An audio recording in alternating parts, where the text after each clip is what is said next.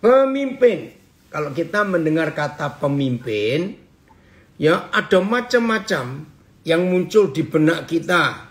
Ya, diantaranya diikuti banyak orang, betul. Ditiru banyak orang, betul. Tapi yang sering terjadi dalam kehidupan kita, mendengar kata pemimpin, maaf ya, maka seringkali muncul ada istilah bos. Maaf loh ya, yang nggak setuju juga nggak apa-apa ya. Diikuti, ditiru, ya menjadi bos, dilayani dan banyak lagi yang lain. Tapi siang ini kita mau menemukan dulu sebuah fakta. Fakta apa itu? Pertanyaan saya begini. Nah, supaya saudara-saudara menjawabnya. Antara manusia dengan binatang. Maaf loh, bukan saya bandingkan diri saudara dengan binatang, tidak. Tapi ini fakta. Antara manusia dengan binatang. Logika kita pasti berkata, binatanglah yang perlu pemimpin. Ya, itu logika kita. Bahkan saya tanya anak-anak juga, anak-anak kecil, ya mereka tahu binatang itu perlu pemimpin. Nah, faktanya saudara, faktanya ya kita belajar. Binatang atau manusia yang perlu pemimpin? Saya jawab dengan pertanyaan yang saya temukan dan saya ingin ajukan kepada ibu bapak saudara semua. Faktanya, di dunia binatang atau di dunia manusia yang ada pilkada atau pemilu. Pilkada, dunia manusia, woi semua jawabannya, wah dunia manusia betul. Dunia binatang itu nggak ada pilkada, nggak ada pemilu. Tapi kita menemukan fakta. Maaf, jangan tersinggung. Jadi yang lebih bisa diatur itu mereka atau kita? Ayo, yang lebih bisa diatur itu mereka atau kita? Biarlah pertanyaan ini menyadarkan setiap kita dengan tema yang hari ini kita dapat dari kampus kita, Bahana Bible Study. Apa jawabannya? Yang mudah diatur, ada yang jawab manusia. Salah, maaf ya. Binatang itu jauh lebih mudah diatur daripada kita. Walaupun di dunia mereka tidak ada pemimpin yang dipilih dan terpilih. Tapi mereka itu lebih tertib. Mereka itu lebih tahu aturan daripada kita. Nah, kalau ada yang tersinggung di antara kita, ya saudaralah yang harus mau diatur. Saudara lihat pilkada yang sering terjadi, ya belajar dari semut. Ada salah seorang saudara itu. Lihat di dunia pilkada, pemilu, maaf ya, kita manusia milih-milih pemimpin sendiri. Setelah dipilih ribut, mau diganti lagi dengan yang lain. Nah itu dunia kita. Malu kita kalau lihat dunia binatang itu. Jadi hari ini tema kita pemimpin yang melayani. Ya, pemimpin yang bukan bos. Mari kita lihat 3 ayat pertama. Pengkhotbah pasal 10 ayat 16, 17, 18. Terima kasih, ini anak saya Filipus dari Tulungagung Ngunut yang menayangkan Alkitab di Zoom. Pengkhotbah 10 ayat 16, 17, 18. Ya. Yang di Zoom, Instagram, Facebook semua jawabannya betul atas semua pertanyaan. Pengkhotbah pasal 10 ayat 16 mulai. Nah, inilah manusia yang perlu pemimpin. Oke ya. Ayat 13. Ya, tidak apa yang di off kameranya.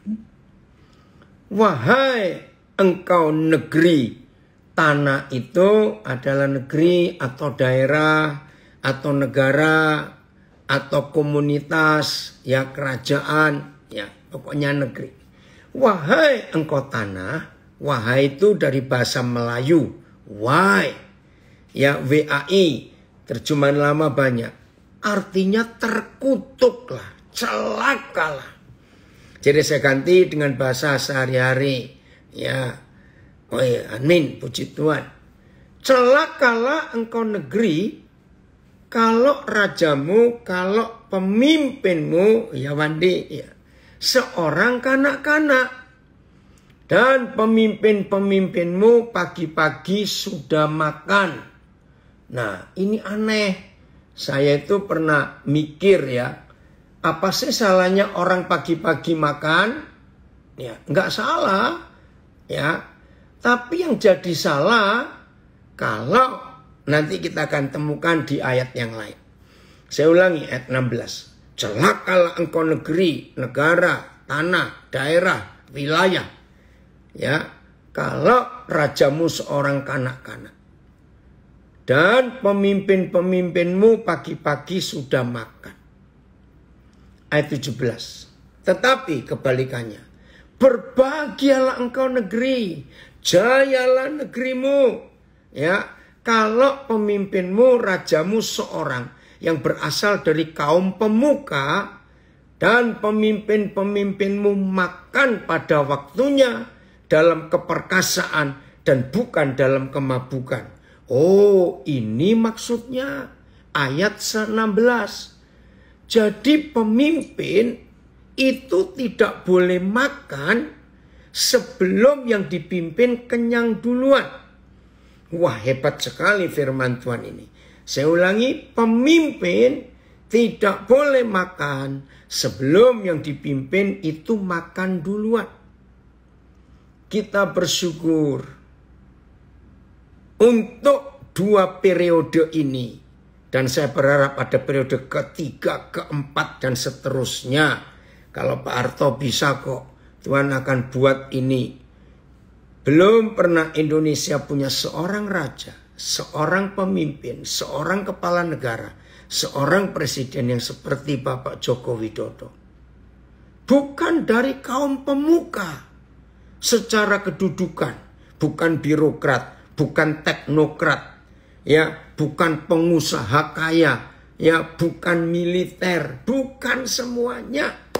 Orang Solo dari keluarga sangat miskin. Tapi hati kepemimpinannya menggenapi pengkhotbah 10 ini. Inilah pemimpin yang hebat untuk pertama kali Indonesia miliki. Sejak merdeka 77 tahun yang lalu, bersyukur 2 periode ini. Lihat, nama Joko Widodo akan tertulis dengan tinta emas di sejarah emas NKRI, Negara Kesatuan Republik Indonesia. Apa itu? Satu-satunya presiden yang akan dikenal, yang membuat jalan tol ribuan kilometer, bukan ratusan. Pertanyaan saya sering muncul, lah yang presiden dulu-dulu itu uangnya diapain, kemana? Buktinya sekarang aja bisa jadi jalan tol. Jokowi akan dikenang sebagai presiden yang buat waduk, bendungan-bendungan ratusan, bukan puluhan. Presiden kita Jokowi akan dikenang sebagai presiden yang memperbaiki, merenovasi, memperbesar pelabuhan dan bandara-bandara. Presiden Jokowi akan dikenang sebagai presiden yang membuat semua kota perbatasan yang hubungannya dengan negara tetangga jadi bagus. Saya ini sudah kenyang keluar masuk Indonesia Malaysia dari perbatasan Sarawak. Ya, karena saya lama di Krayan, Kalimantan Utara. Aduh, kalau lihat itu saya pernah lewat Entekong. Ya, aduh, zaman itu jelek sekali. Saya pernah lewat perbatasan Jayapura, Papua Nugini. Aduh, jeleknya luar biasa. Saya pernah lewat ya dari timur ke Dili. Aduh, waktu itu sedih sekali. Maaf ya, hampir kayak kantor gardunya Satpam, daerah-daerah perumahan itu masih lebih bagus. Maaf loh saya ngomong. Tapi sekarang wajah Indonesia itu diperbaiki oleh Jokowi dengan memperbaiki, memberi fasilitas yang wah untuk semua kota-kota perbatasan dengan negara lain. Nah, inilah pemimpin yang tidak sibuk memperkaya diri sendiri. Nggak mau makan duluan sebelum yang dipimpin kenyang. Hebat ya presiden kita. Nah, semua kita yang sadar kita dipilih jadi pemimpin, mungkin maaf ya, jangan tersinggung. Kalau kita sulit meneladani Tuhan Yesus karena kita nggak pernah ketemu istilah saya, ya teladanilah Jokowi yang kelihatan di depan mata kita. Saudara lihat 1 Juni yang lalu waktu presiden ke ND, saya itu 4 kali lihat videonya malam-malam presiden belusukan ke rumah rakyat jelata. Aduh, saya bilang sekeras-kerasnya hati orang keras pasti nangis ngeliat video. Nah, bagi yang belum melihat videonya presiden malam-malam mengunjungi rumah rakyat yang ada di ND, rakyat sederhana, pasti nangis, saudara, nangis. Nah, yang belum lihat tolong lihat. Kalau saudara belum lihat video itu, maaf saya berkata, belum, mungkin saudara bukan orang Indonesia. Maaf. Tonton video itu. Tanggal 1 Juni 2022, presiden belusukan. Ngelihat orang-orang sederhana itu nangis. Saya ikut nangis. Nah, sudahkah kita yang disebut pemimpin melakukan itu? Selalu mengutamakan yang dipimpin. Nah, kalau saudara sulit melihat gambar Yesus, tokoh panutan kita, karena kita nggak contoh langsung cuma baca, ya udahlah, ayo kita lihat Bapak Jokowi saja. Hebat sekali. Apa yang Tuhan Yesus katakan? Pemimpin, aku datang, anak manusia datang, bukan untuk dilayani, tapi melayani. Itu yang Tuhan cari. Maka itu tadi di awal saya katakan, jangan ada bos ya di antara kita, karena bukan begitu cara kita memimpin. Nah, sudah kita lihat sekarang ayat 18-nya, Pengkhotbah 10. Ngeri sekali kalau kita tidak bertobat sebagai pemimpin. Ya, ayat 18 Pengkhotbah pasal 10.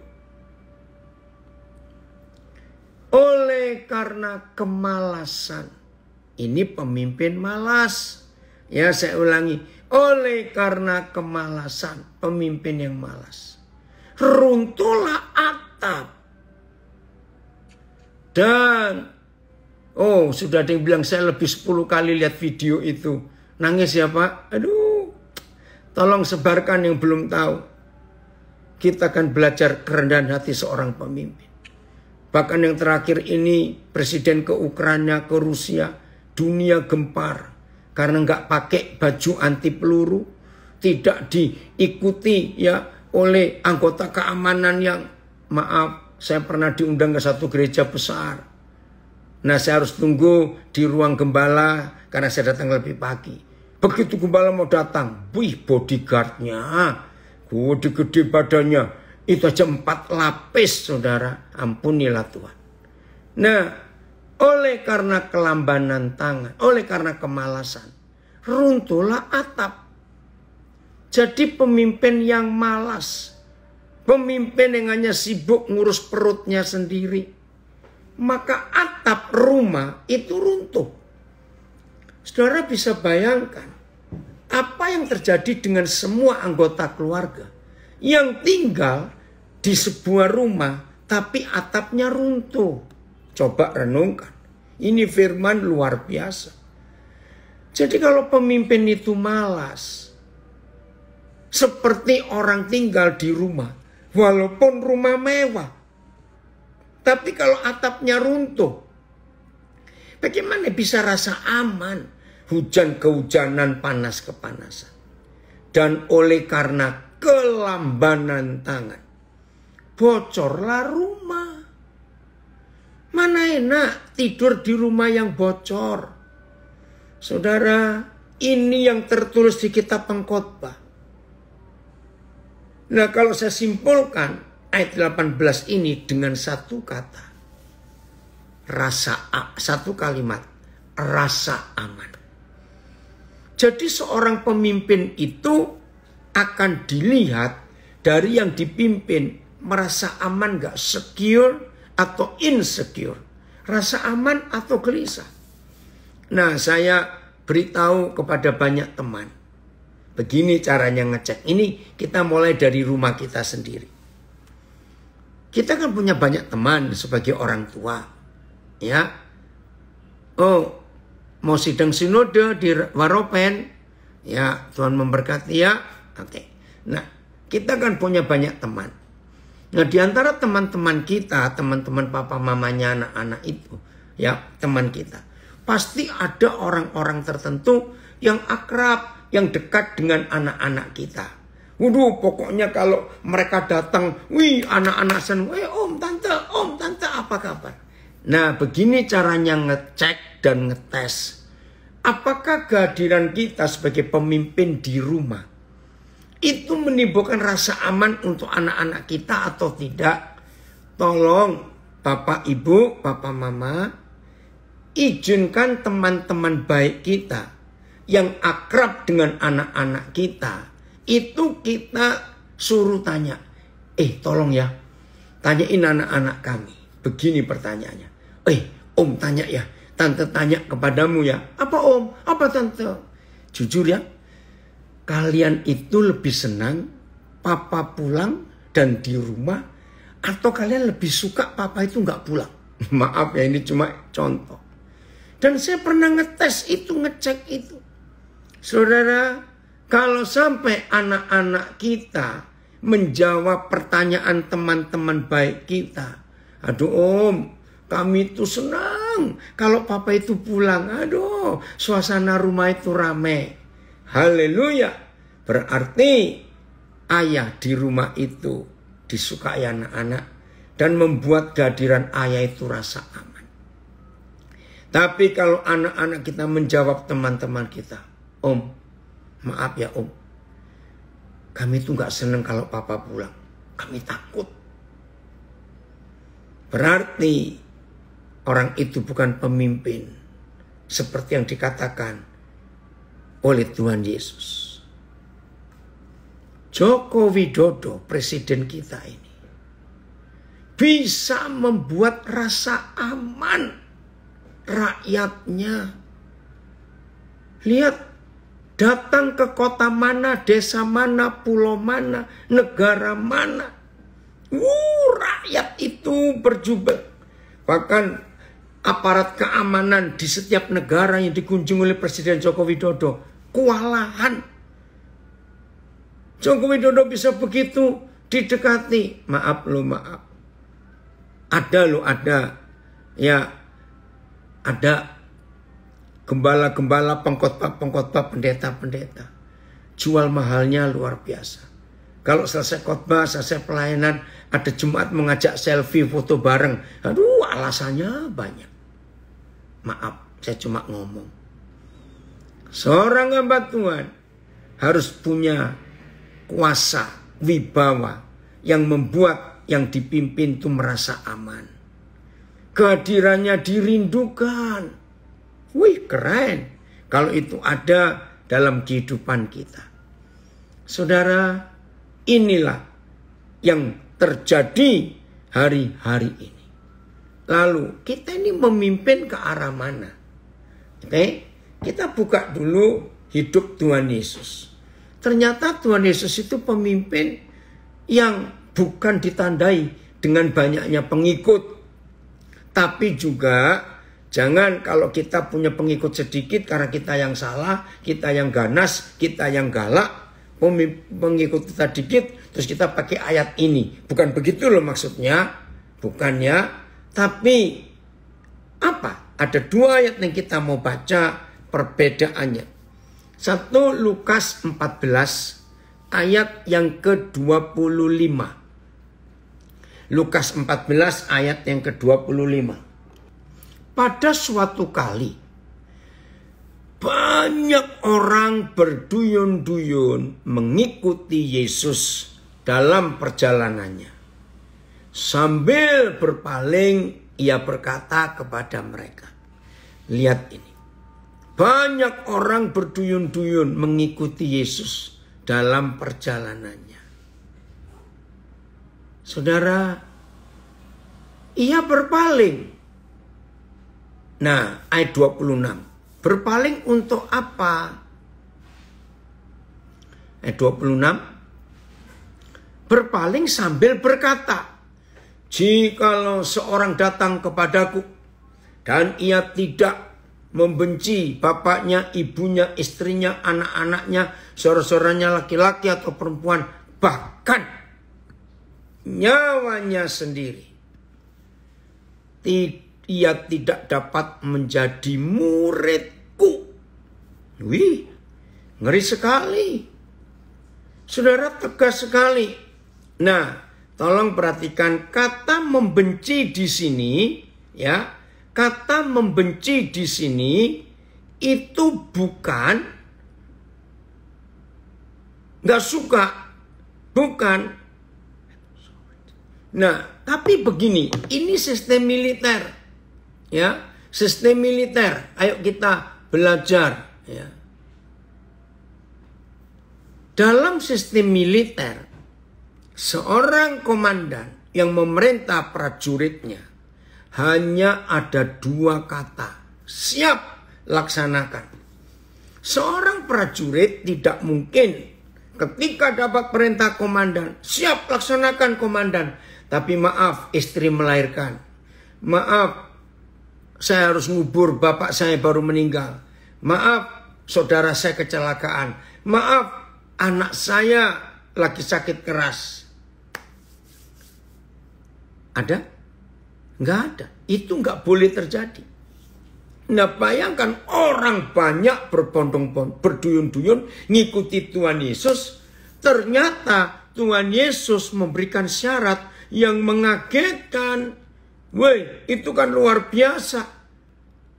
Maka itu saudara, dalam hidup ini kita harus mengetahui, ya, apa, ya, otomatis yang mengikuti kaget.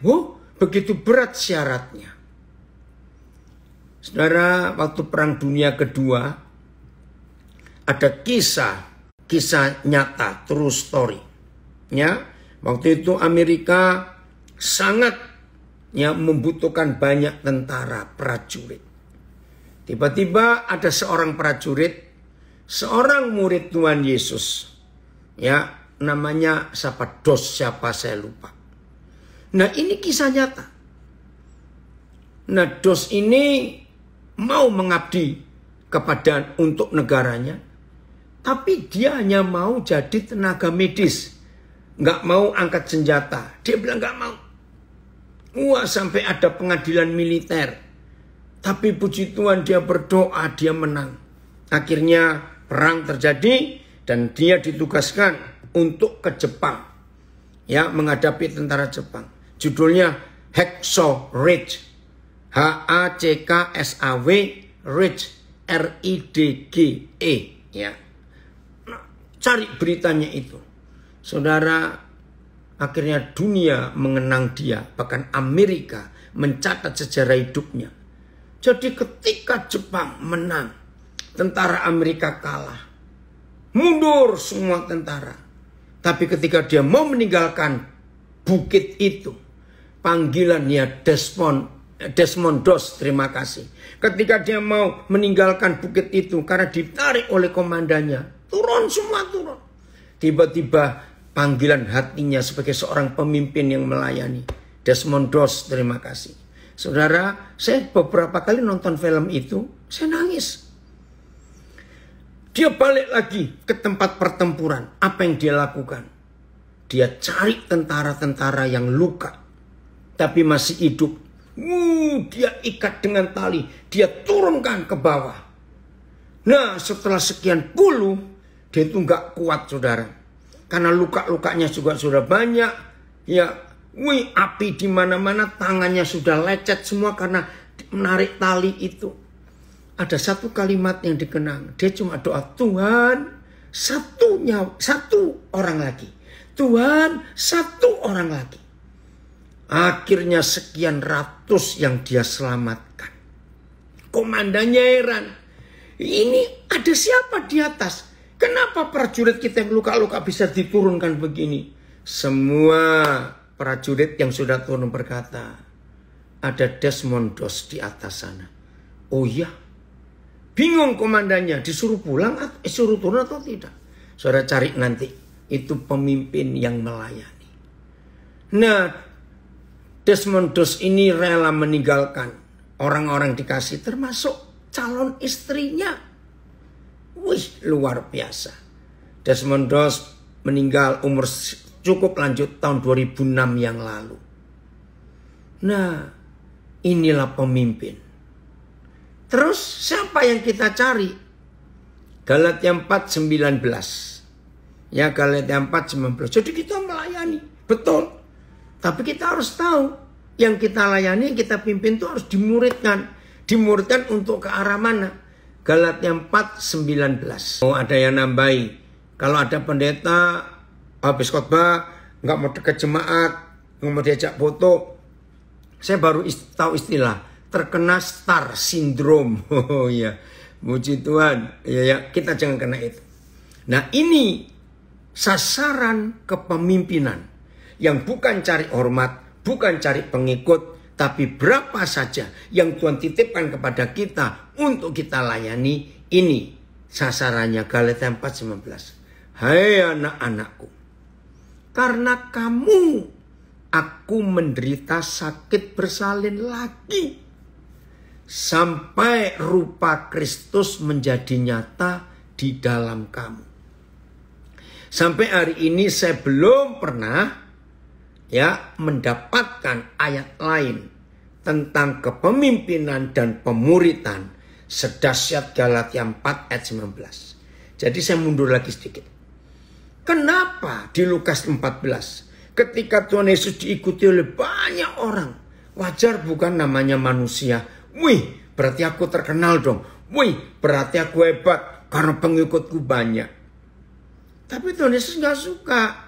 Lalu dia memberi syarat untuk menjadi muridku, pengikutku harus benci ini, benci itu. Tibakan nyawanya sendiri. Lah kok begitu syaratnya?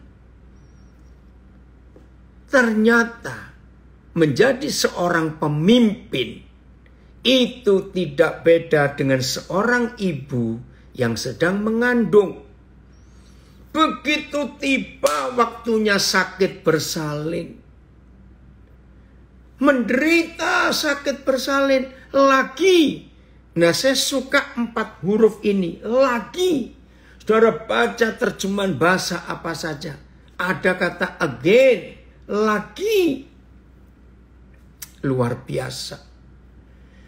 Sampai kapan seorang pemimpin, seorang pemurid sakit bersalin waktu mau melahirkan anak rohani ini? Ada satu batasan. Sampai yang kita lahirkan sudah nyata rupa Kristus di dalam hidupnya. Karakter Kristus nyata di hidup orang-orang yang kita pimpin.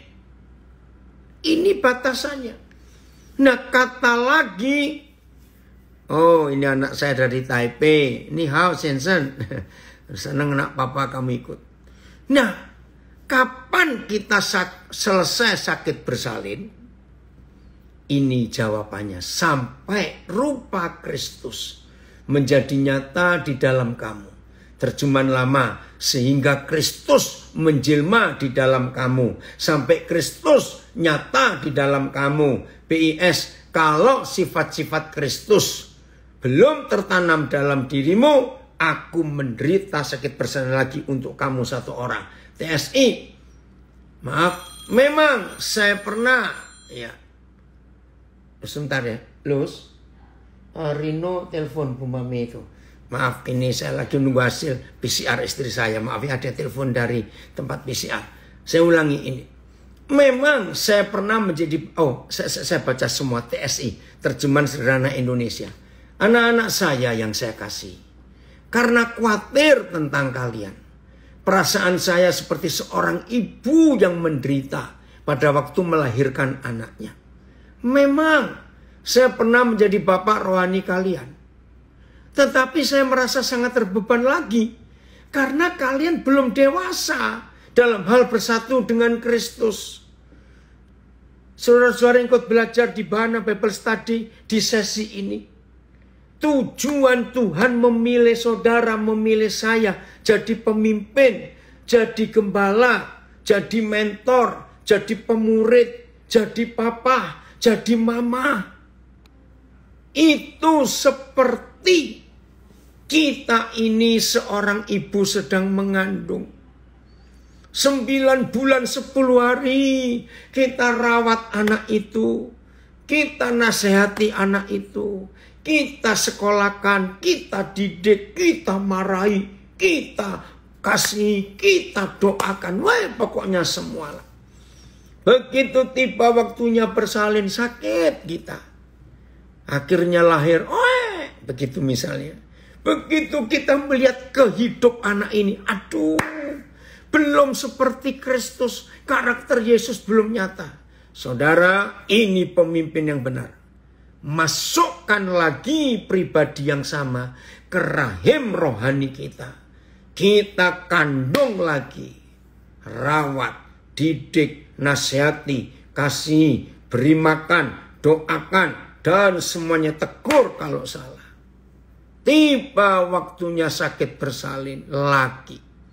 Ya Tuhan, belum serupa Yesus, masukkan ke rahim rohani kita kembali. Maka itu 2 kata kunci di Galatia 4:19 adalah kata lagi dan kata sampai. Jadi untuk satu pribadi yang sama, kita ulang-ulang mengandung, kita ulang-ulang nasihati. Kita ulang-ulang sakit bersalin. Pokoknya kita akan tidak sakit bersalin lagi untuk satu anak. Kalau karakter Yesus sudah nyata. Nah, maka itu saudara. Izinkan saya bicara kalimat ini. Tidak banyak pemimpin bisa berkata kalimat ini. Ternyata menjadi pemimpin, gembala, mentor, kakak rohani, papa mama rohani, itu nggak bisa banyak-banyak orang. Satu orang saja berkali-kali kita kandung, kita lahirkan. Berkali-kali. Sampai rupa Kristus nyata. Baru kita selesai dengan anak yang satu ini. Lalu kita cari murid yang lain lagi. Cari tim anak lain lagi yang kita asuh, kita rawat, kita didik semuanya seperti ibu mengandung. Maka itu saudara-saudara saya di Bahana Bible Study, jangan punya ambisi. Saudara punya pengikut ribuan, ratusan aja mikir. Puluhan saja mikir. Ayo kita berubah. Mari kita lihat 1 Tesalonika 2. Ini pemimpin itu papa dan mama. Tapi di sini Paulus menyebut mama dulu.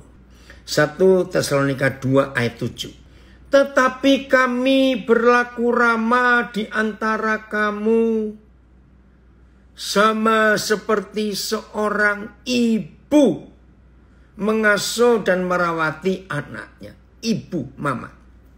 Nah, padahal siapa kami itu? Kita lihat 1 Tesalonika 1 ayat 1. Siapa ibu ini? Kami itu siapa? 1 Tesalonika 1 ayat 1. Siapa ibu? Keren ini ya. Dari Paulus, Silvanus atau Silas, dan Timotius. Kepada orang-orang, kepada gereja orang-orang Tesalonika yang di dalam Tuhan Bapa dan di dalam Tuhan Yesus Kristus, kasih karunia dan damai sejahtera menyertai kamu. Lah, Sama seperti seorang ibu. Lah kok bapak-bapak, 3 orang pria, Paulus, Silas, dan Timotius. Nah, para pemimpin pria, kita pun bisa jadi seorang ibu untuk yang kita pimpin. Ibu itu mengasuh, merawat, menyayang, ya. Aduh, itulah ibu. 1 Tesalonika 2 ayat 10. 11 saja, 11. 1 Tesalonika 2 ayat 11. Ini pemimpin. Amin ya Hendra, terima kasih nak. Ini anak saya dari Balikpapan, komen amin. Oke, Raden Mas Uri, puji Gusti. Ayat 10, ayat 11. Kamu tahu betapa kami seperti bapak, ayah terhadap anak-anaknya, telah menasihati kamu dan menguatkan hatimu seorang demi seorang. Saudara, lihat. Bapak, kami seperti ayah untuk anak-anaknya. Nah, di sini kalau saudara pemimpin seorang wanita, maka Tuhan akan memberikan roh kebapaan untuk saudara. Roma 16 ayat 1. Roma 16 ayat 1. Nah, ini untuk ibu-ibu, ya, Roma 16 ayat 1. Enggak kok nak, ini anak saya dari Kutai Barat. Terima kasih Papa yang sabar terhadap kami yang double. Enggak, kalian penurut kok. Eka, ya. Aku meminta perhatianmu terhadap Febe, saudari kita yang melayani jemaat di Kengkrea. Wih, luar biasa. Jadi Febe ini gembala jemaat Kengkrea, wanita. Filipi 4 ayat 1. Wanita bisa dipakai Tuhan. Filipi 4 ayat 1. Jadi kalau saudara pria menjadi pemimpin gembala, harus punya hati mama untuk anak-anak. Kalau saudara, bukan ayat 4. Bukan ayat 1, ayat 4 kali. Itu loh, Iodia ku nasihati, Sintike ku nasihati. Filipi 4 ayat 2, maaf. Iodia ku nasihati dan Sintike ku nasihati supaya sehati sepikir dalam Tuhan. Nah, ini tim pelayanan di jemaat Filipi. Iodia, Sintike itu perempuan, ya, dan ada timnya lagi yang lain-lain. Jadi kalau saudara itu perempuan sebagai pemimpin gembala, tetap harus punya hati Bapak untuk orang-orang yang kita pimpin. Nah, kalau semua kita memiliki hati ibu dan hati ayah untuk memimpin, yang dipimpin itu rasa aman betul-betul. Luar biasa Tuhan kita dalam hal kepemimpinan yang melayani ini. Jadi selalu mengutamakan orang-orang yang mengutamakan orang-orang yang kita pimpin dalam hidup ini yang Tuhan percayakan. Awas. Jangan ada pemimpin mengambil dan mencari keuntungan dari yang kita pimpin dalam nama Yesus. Saya cuma cerita ya saudara. Ini beberapa staf pengajar dari Bahana Bible Study tahu betul. Sampai bulan ini, ya Juli 2022, sejak tahun 81, pertama kali saya mengkuliahkan anak. Itu tahun 81 saya menguliahkan anak. Dan yang saya kuliahkan pertama itu anak gembala dari Kabupaten Nganjuk, Jawa Timur. Nah, sampai bulan ini saya itu sudah meluluskan hampir 500 S1. Maaf, saya cuma cerita dan ini untuk kemuliaan Tuhan. Ratusan S1 sudah tersebar di banyak kota di Indonesia, desa-desa, pulau-pulau juga. Oleh kemurahan Tuhan, dari hampir 500 S1, Tuhan mempercayakan kami meluluskan S2 itu kira-kira 58 orang. Anugerah Tuhan. Saya meluluskan doktor S3 itu 6 orang. Dan tahun ini saya menguliakan 2 doktor lagi. Satu di Unhas, ya, satu ada di Satya Wacana. Tahun ini Tuhan mempercayakan untuk saya menguliakan 3 orang S2. Dan semuanya bukan teologi, tapi sekuler. Ya, maafkan saya. Saya meluluskan kira-kira 14 dokter umum dan 2 spesialis. Nah, saya cerita ini ya. Ini yang ngikuti di Zoom, Instagram, Facebook, ada anak-anak saya yang saya kuliahkan juga. Tanya mereka.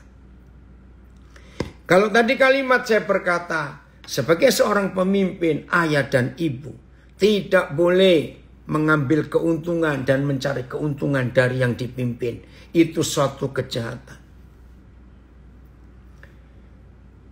Saya nggak pernah minta uang dari anak-anak itu. Walaupun saya tahu banyak yang sukses. Maaf ya, anak-anak jangan marah ya papa ngomong. Banyak yang sukses tapi lupa. Nggak apa-apa. Bahkan yang sudah jadi ini jadi itu nggak kontak juga saya nggak apa-apa. Ya, Tuhan membuat mereka jadi orang-orang yang hebat. Bersyukur untuk itu. Dan mereka jadi berkat ada di mana-mana. Terima kasih Tuhan. Dan sampai kapanpun saya akan tetap berjuang. Bahkan ada ya berapa orang di antara mereka setelah saya kuliahkan lupa. Enggak apa-apa juga. Ya, saya nggak pernah sampai gimana enggak. Saudara, ayo hari ini kita periksa. Sejak kapan kita menjadi pemimpin? Dan sudah berapa banyak orang yang berhasil dan mereka jadi orang-orang hebat. Bahkan, maafkan saya ya, sedih kalau ada papa mama ya. Betul, ini ada seorang ibu ini, saya nggak kenal siapa, Mas Talina. Mereka bahagia itu, anak-anak bahagia itu buat kita orang tua. Ikut menjadi sukacita. Setuju Ibu Mas Talina. Nah, saya ingin ngomong begini kepada saudara. Walaupun saya pernah ketemu, tapi saya nasihati mereka. Ada papa mama, setelah anak-anaknya sukses, mereka majeki, tahu majeki ya? Menuntut anak-anak setiap bulan kasih orang tuanya sekian. Dengan kata-kata ancaman, ingat ya. Papa, mama, waktu kamu masih kecil-kecil dalam kandungan kami setengah mati ngurus kalian. Sekarang wajib kalian sudah sukses, sudah dewasa, perhatikan kami. Saya harap gak ada pemimpin dan orang tua menganggap anaknya itu mesin ATM. Maaf, jangan. Biar mereka berkiprah dan kita dorong mereka untuk jadi berkat. Saudara, inilah pemimpin yang benar. Tujuannya membuat semua orang yang Tuhan percayakan kepada kita untuk kita pimpin. Itu jadi serupa Yesus semuanya. Keren sekali. Kalau itu terjadi dalam hidup mereka, semuanya kita didik, kita arahkan untuk serupa Yesus. Efesus pasal 4. Oh, kenapa ini? Efesus pasal 4. Ya. Ayo kita lihat Efesus pasal yang keempat. Ayat 16. Ya. Efesus pasal yang keempat. Ayat yang ke-16. Kita lihat. Tuhan tolong kami.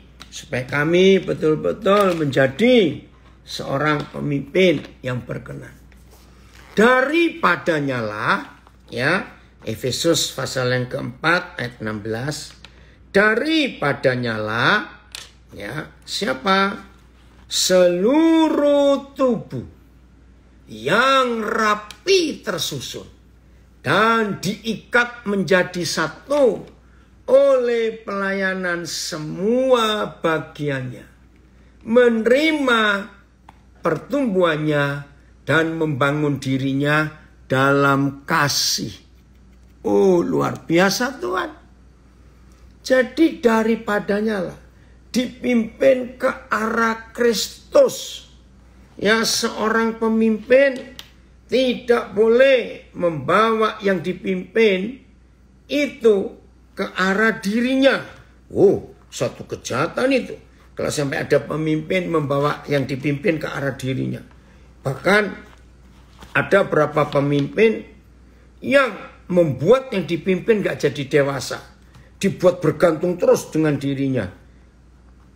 Itu salah besar saudara. Dan Tuhan tidak mau itu terjadi dalam kehidupan kita.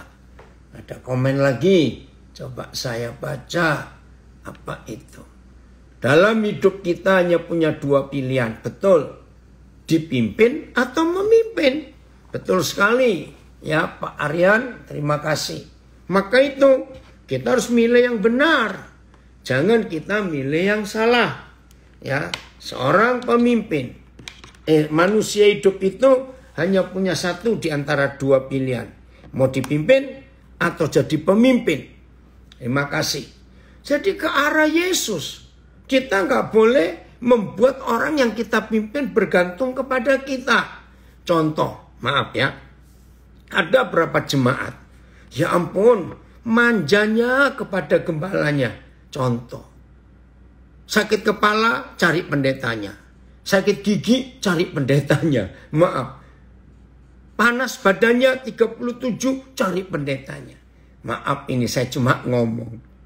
Ya cepat mati pendetanya. Kalau semua dilayani, cuma dikit-dikit gitu saja kok. Maaf. Ya, jadi gembala, jangan merasa lebih hebat pemimpin. Kalau yang dipimpin itu bergantung penuh kepada saudara. Salah. Yang kita pimpin harus bergantung penuh kepada Tuhan Yesus. Bukan bergantung penuh kepada kita. Tidak boleh itu. Nah, itulah pemimpin yang Tuhan cari. Supaya bumi ini penuh kemuliaannya dan penuh dengan pengenalan akan Tuhan. Lanjut, kita melihat seorang pemimpin yang Tuhan serahkan kepada kita. Roma 14 ayat 1. Nah, kita ini memimpin. Ada banyak pendapat. Ya, dalam istilah kepemimpinan ada kalimat ini. Kita mimpin 5 orang, berarti 5 kepala. Kita mimpin 15 orang, berarti 15 kepala. Dan seterusnya. Tahu arti kepala? Pendapat, ide, konsep, kemauan, keinginan. Wih, itu yang kita pimpin. Nah, pasti ada orang-orang yang beda-beda.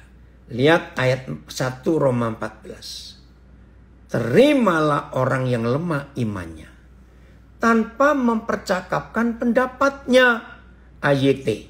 Terimalah orang yang lemah imannya tetapi bukan untuk berdebat pendapat. BIS. Orang yang tidak yakin akan apa yang dipercayainya harus diterima dengan baik di antara saudara-saudara. Jangan bertengkar dengan dia mengenai pendirian-pendiriannya. Ini terjemahan bahasa Indonesia sehari-hari. TSI. Terimalah dengan baik orang-orang yang kurang percaya penuh tentang kebebasan kita yang bersatu dengan Kristus. Janganlah buang-buang waktu untuk berdebat tentang berdebat pendapat dengan mereka. Jangan. Nah, saudara, milikilah hati ini dalam kita memimpin orang-orang yang Tuhan percayakan kepada kita. Wah, hasilnya akan luar biasa. FAYH. Coba Filipus FAYH-nya. Apa terjemahannya? Maka itu makin banyak kita baca terjemahan berbeda, makin diperlengkapi. Sambutlah dengan gembira setiap orang yang ingin bergabung dengan saudara. meskipun imannya lemah. Jangan mencelanya, karena ia mempunyai paham yang berlainan dengan saudara tentang apa yang benar dan apa yang salah. Keren ya firman ini. Nah, jadi pemimpin tidak boleh hanya mencari orang yang cocok dan yang nurut. Maka kita bukan pemimpin, kita mau cari enaknya saja. Filipus coba Alkitab bahasa Jawa. Karena kan yang ngajak ini orang Jogja. Ayo pakai bahasa Jawa. Yang terjemahan 94. Ya. Ayo kita belajar. Saya sampai hari ini pun masih itu. Ya. Sedulurmu sing ringkih percayane kuwi tanpa nono. Lan ojo kok ajak debatan bab panemune dhewe. Keren ya? Nah, kalau yang 2006 lebih mudah. Wong kang ringkih percayane iku tanpa nono. Lan ojo ngerembuk panemune. Jadi jangan didiskusikan apa yang nggak cocok dengan kita. Justru kita bimbing, mengembalakan mereka. Itu pemimpin yang benar. Ayat terakhir, Matius 11 ayat 29-30. Oh, keren sekali ayat ini. Saya berkata begini, kalau tidak ada Matius 11 ayat 29-30, tolong ya, saudara yang nggak percaya juga nggak apa-apa. Cuma ini penemuan saya dalam berpikir.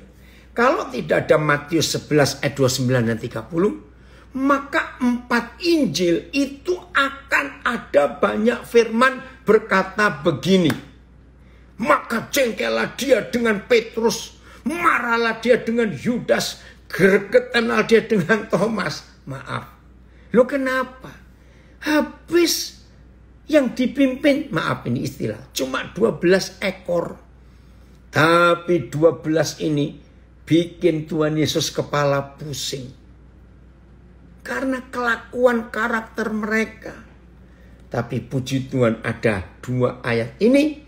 Maka firman Tuhan luar biasa. Pikulah kuk yang kupasang. Pikulah tanggung jawab kepemimpinan yang kuletakkan di pundakmu para pemimpin. Jadi kalau kita jadi pemimpin itu, kita itu sedang sepikulan dengan Tuhan Yesus. Dan belajarlah kepadaku. Soalnya cuma 2 loh saudara.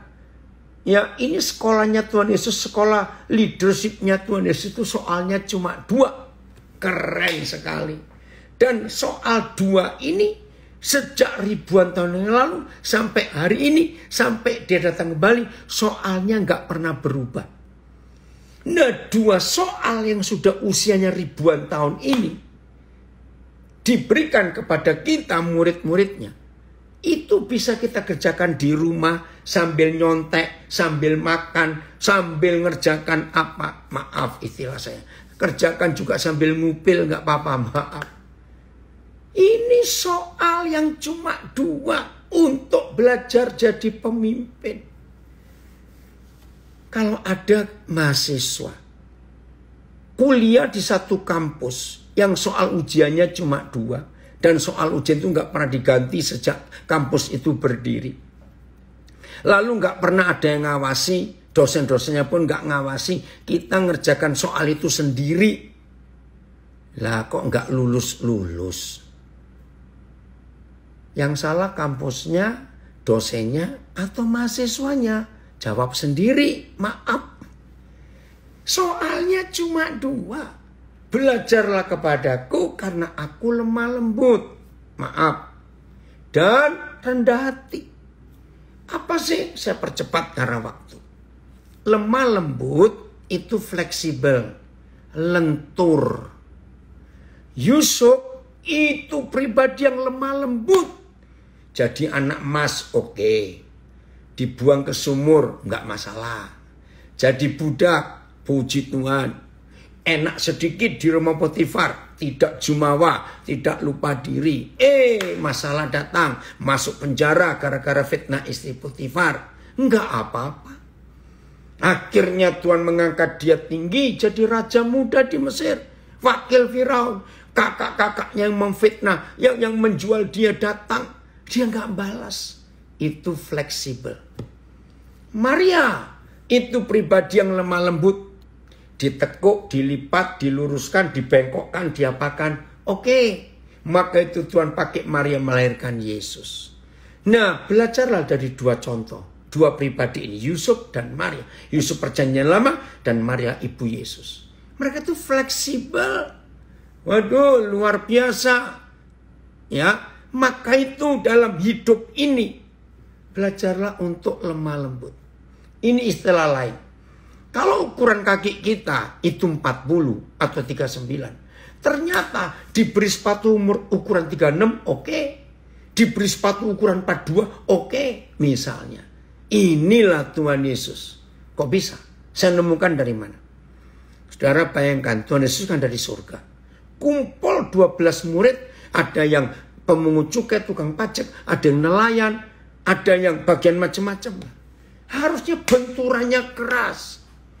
Berarti Tuhan Yesus kalau nggak ada, belajarlah kepadaku. Maka di dalam 4 Injil ada kalimat gini. Hei, aku dari surga loh. Di surga nggak begitu loh caranya. Surga itu begini begitu. Waduh, nggak sanggup. Lemah lembut itu fleksibel. Nurut. Ya, diapa-apakan saja mau. Lalu rendah hati. Nggak ngotot. Nggak memaksakan keinginannya. Bisa ngikuti. Ya, waduh, luar biasa. Benar nggak kaku? Ya, ada yang nulis itu betul. Maka itu saudara belajar dari Tuhan Yesus. Apa yang terjadi kalau saudara dan saya sebagai pemimpin yang dipilih oleh Tuhan belajar dari Tuhan Yesus? Lihat kalimat berikut ayat 29 Matius 11. Waduh, saya senang sekali melihat ayat ini. Ya, mana? Ayat 29. Keren saudara kalimat terakhir itu. Keren. Oke. Pikul lekuk yang kupasang dan belajarlah kepadaku karena aku lemah lembut dan rendah hati. Dan jiwamu akan mendapat ketenangan. Bukan mati loh. Dengan tenang, maaf. Kalau saya pakai terjemahan bebas, maka jiwamu tidak stres. Nah, kalau ada pemimpin yang dipilih oleh Tuhan Yesus dan sepikulan dengan Tuhan Yesus, maka dia stres. Yang salah pasti dirinya, bukan bebannya itu. Ada komen dari Nabi Re. Lemah lembut ada unsur ndablek. Betul, ndablek yang positif ya, bukan ndablek negatif. Jadi kalau kita menjadi pemimpin yang dipilih oleh Tuhan Yesus, lalu kita stres, kita salah. Kenapa enggak stres? Ayat 30. Sebab yang kupasang itu enak. Bebanku pun ringan. Nah, saya punya istilah, tapi jangan tersinggung. Ternyata bebannya Yesus itu ringan.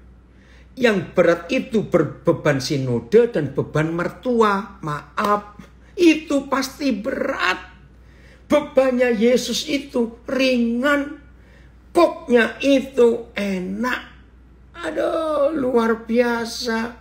Maka itu enggak stres. Saudara serius loh. Dengan 2 ayat ini Matius 11 ayat 29-30. Saya kalau ketemu teman-teman saya pemimpin lapor. Aduh Koden saya nggak sanggup. Aduh Koden saya stres. Saya langsung tunjukkan 2 ayat ini. Coba periksa yang kamu pikul bebannya siapa. Kok sampai stres. Kalau bebannya Yesus itu ringan. Tanggung jawab Tuhan itu ringan. Tanggung jawab sinode jauh lebih berat daripada tanggung jawabnya Tuhan Yesus. Beban mertua jauh lebih berat daripada bebannya Tuhan Yesus. Maafkan saya. Oke, woi betapa indahnya kalau semua pemimpin berlaku seperti itu. Terima kasih Tuhan. Nah, sebelum saya serahkan kepada rektor kita, Bapak Panuun, izin bertanya Pak Daniel, apakah pemimpin yang melayani itu juga berlaku untuk suami? Betul, karena suami itu kepala keluarga. Ya. Oh, dari Salatiga. Oh, ada komen. Kepemimpinan Musa banyak diadopsi oleh para pemimpin gereja. Tapi menurut saya kepemimpinan Nehemia lebih menginspirasi. Betul. Bagaimana menurut Pak Daniel? Jawabannya, zaman Musa situasinya beda dengan zaman Nehemia. Jadi jawaban saya Pak Aryan, sesuaikan dengan kondisi zaman. Contoh, sebelum saya pindah ke Papua, saya sudah melayani di banyak tempat di luar Papua dan di luar negeri. Tapi begitu sampai Papua, aduh, saya nemukan benturan yang nggak pernah saya bayangkan. Ya saya sesuai, itulah fleksibel. Dari salah 3, pemimpin yang lemah lembut itu fleksibel. Luar biasa, belajar dari Tuhan Yesus. Terima kasih Nathan. Oke ya, ini yang saya bisa bagikan. Tuhan Yesus memberkati kita semua. Jadilah pemimpin yang dunia rindukan.